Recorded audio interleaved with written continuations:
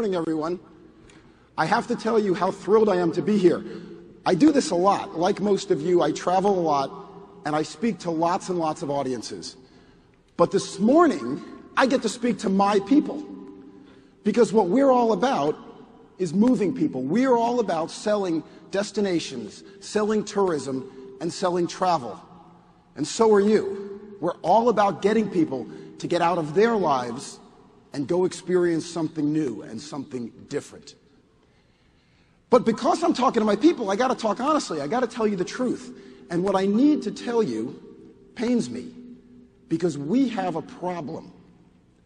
We have a big problem, and you all need to learn how to deal with it if we're going to move on into the future. You know, we talked about traveling. Everyone's talking about traveling, and I hear at every one of the drink sessions, every one of the meeting sessions, all the networking, we all talk about where we've been. And in the last couple weeks, I've been to Barcelona, I've been to Madrid, I've been to San Diego, I've been to LA, I've been to New York, I've been to the Florida Keys, I've been to Central Florida. And here's the strange thing. In every place I have been, I've seen a Starbucks, a McDonald's, and a Barnes & Noble. And then I came here, and I saw a McDonald's, a Starbucks, and a Barnes & Noble. When I was in San Diego, I saw a Starbucks on every corner. I think the largest Starbucks in the world is in San Diego. It's so big, and it's so crowded, that they have a Starbucks inside it. But here's the problem. If everywhere you go is the same, why go anywhere? If everywhere you go is the same, why spend money? Why travel? I mean, we used to be the United States of America. It's arguable that we could become the United States of Generica. Everywhere you go is the same. And if our job is to add value, if our job is to make our clients' destinations, hotels, airlines, cruise lines more valuable, then really our job is to differentiate them. Now, the good news is there is a solution for this problem, and the other good news is that this is not a new problem. This has been going on for a long time. And so what I want you to do is I want you to use a little bit of imagination, because I want to take you on a trip. And I want to introduce you to a couple guys that are going to show you how you change this paradigm. And I've brought with me this magical, invisible time machine that is also a molecular transporter. And there's one in each one of your chairs. So I want you to get in it, and you got to set the dials.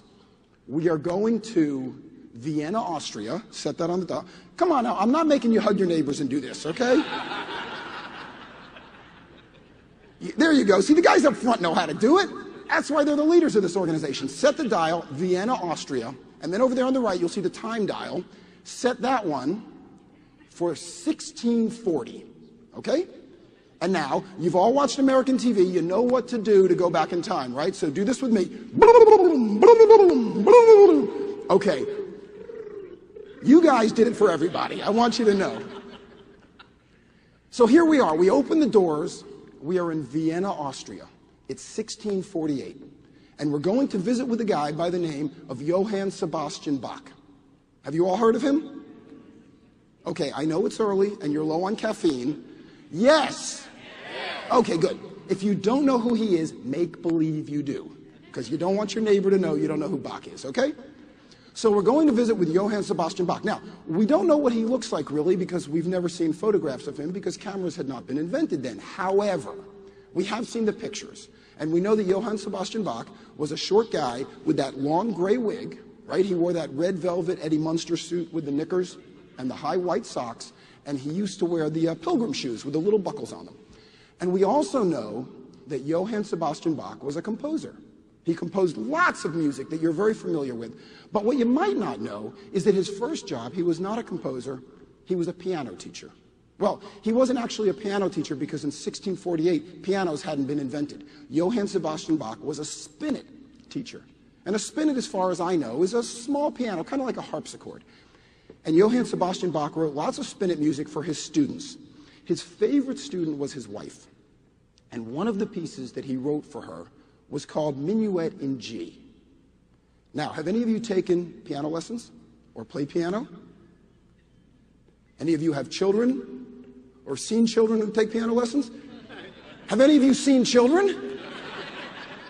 Okay, well, if you have children or have met children who've taken piano lessons, you have heard Minuet in G, but I need to make sure you know it.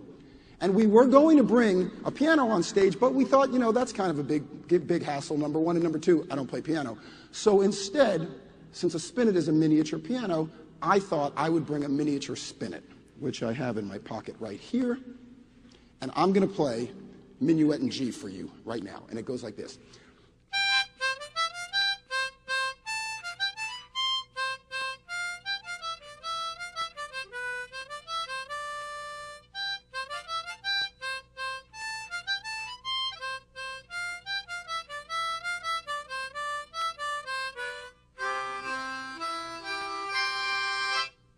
Okay?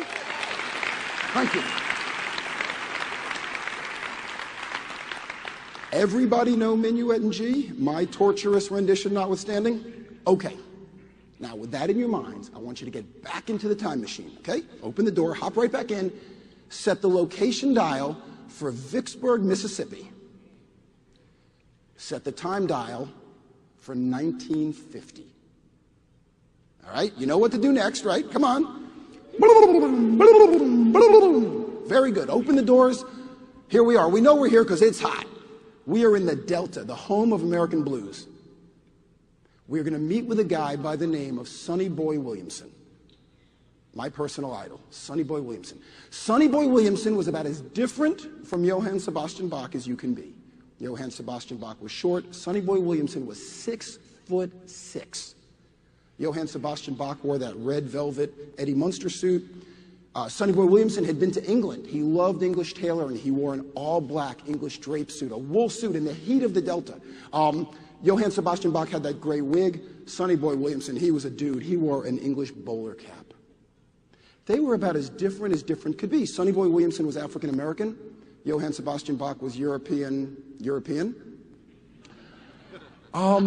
They did have some similarities, though. They both had three names, Johann Sebastian Bach, Sonny Boy Williamson, and they both wrote music that was played by musicians later on, or appropriated, or stolen, or I think nowadays we call it sampled. Sonny Boy Williamson wrote songs that they were played by the Allman Brothers, by Eric Clapton, by lots of rock bands. Sonny Boy Williamson wrote a song called Peachy Tree, and it goes like this.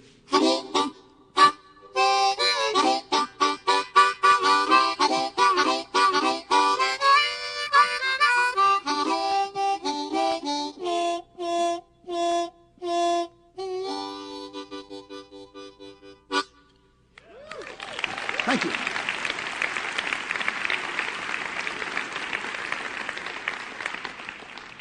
Now, those songs, like those two gentlemen, were about as different as they can be.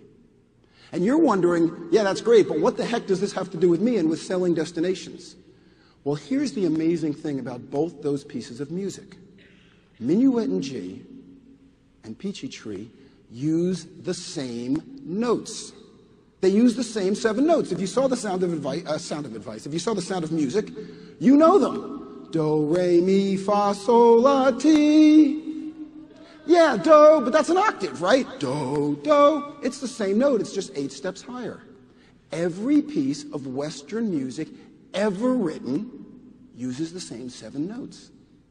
But it's just the order you put it in. It's the rhythm you do it with. It's the spin you put on it. It's the emphasis you put on it that creates pieces as different as an advertising slogan you might have heard on the radio this morning, as the psalms you sang in church or in temple last weekend. Every piece of Western music uses the same notes. And I have to say that when we sell destinations, every destination uses the same notes as well. That's a good thing, but it's also a bad thing. We did an experiment in our office a couple weeks ago. We cut out, from all the travel magazines that we all read, we cut out the ads for every single North American destination we could find.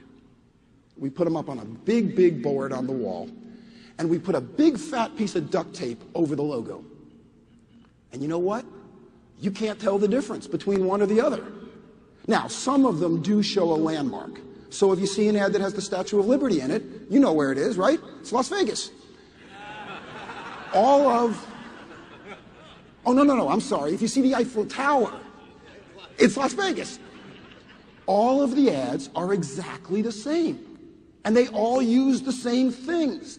They all show a body of water. If you're lucky enough to be in Miami, you show the ocean. If you don't have an ocean, you show a lake. If you don't have a lake, you show a river. If you don't have a river, you show a pond or a stream. If you don't have a stream, you show a fountain. If you don't have a fountain, you show a swimming pool. They all show water. They all show participatory sports. Golf, tennis, or if it's a cold weather destination, you see skiing. Every single one. They all show shopping. Because let's face it, that's the new activity that people do when they travel. Every ad shows outdoor dining. I think it's because it says the community is warm and it's safe. They all show the same things. And I'm not going to embarrass any of you by asking you to put your hands up at this point and tell me if those things are in your ads. But every destination shows the same thing.